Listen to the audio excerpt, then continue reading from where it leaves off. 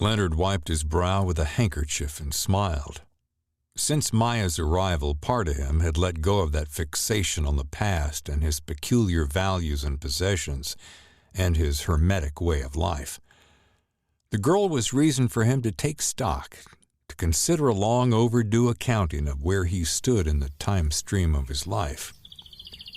Maya got out and walked along the side of the car. "Is that a bullet hole?" she said, pointing to, then fingering the perforation in the Studebaker's right front panel. Leonard nodded and passed a hand over the right rear well. "That one there was a buckshot." "Who shot at you? The cops?" "Margene." "She shot at you?"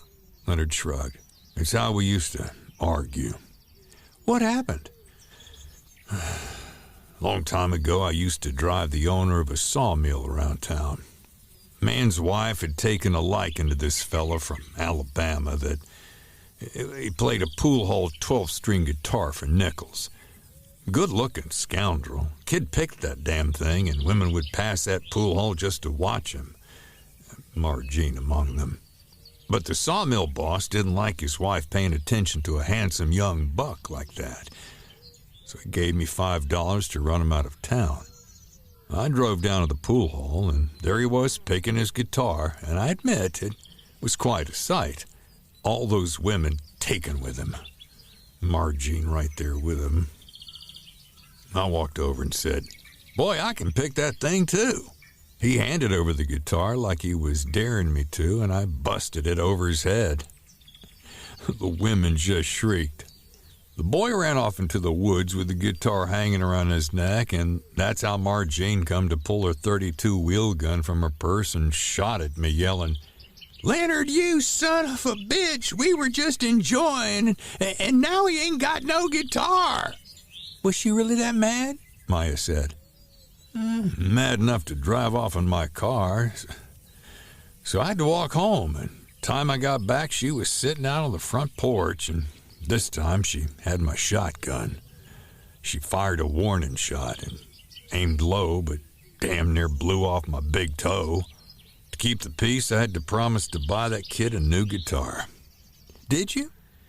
With the $5 I got paid to wreck it in the first place, along with a soda pop, and because Margene had me feeling guilty about the whole damn thing, a bottle of liquor besides. Those were crazy times. "They're still crazy." He hesitated, time traveling in his eyes and frozen expression. Her voice brought him back. What's that?" "What color were your baby's eyes?" Leonard looked off. Well, I don't remember." "I bet she was beautiful." He didn't answer, unable to meet Maya's gaze. "So what makes babies go bad?" she said, as if to change the subject. "Why do they have to grow up and do terrible things to other people?" "I don't know. Suppose there's a tradition of evil. Gets carried on from generation to generation. Always been here, always will be. Them men that used you for money, they were all ugly, weren't they?" "Just seems I've never known a good person, Leonard. You're the first I ever known that wasn't that kind of ugly." I'm no saint. I've got my uglies too, all right. Got a beak on me that'd make a hawk jealous, and just the other day I yanked a few gray hairs growing out of my ears. He laughed, but Maya's eyes had filled with emotion. She took a step toward Leonard.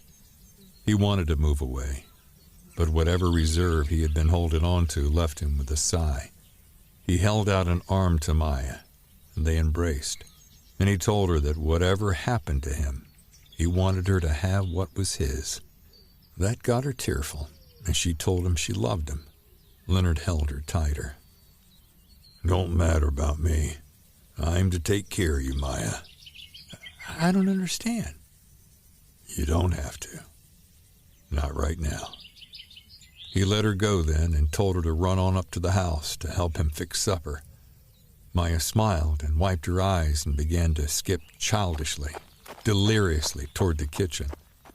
When he glanced to the eastern sky above the tree line, Leonard saw a banditry of titmice on the wing as he listened to the distress call that propelled them.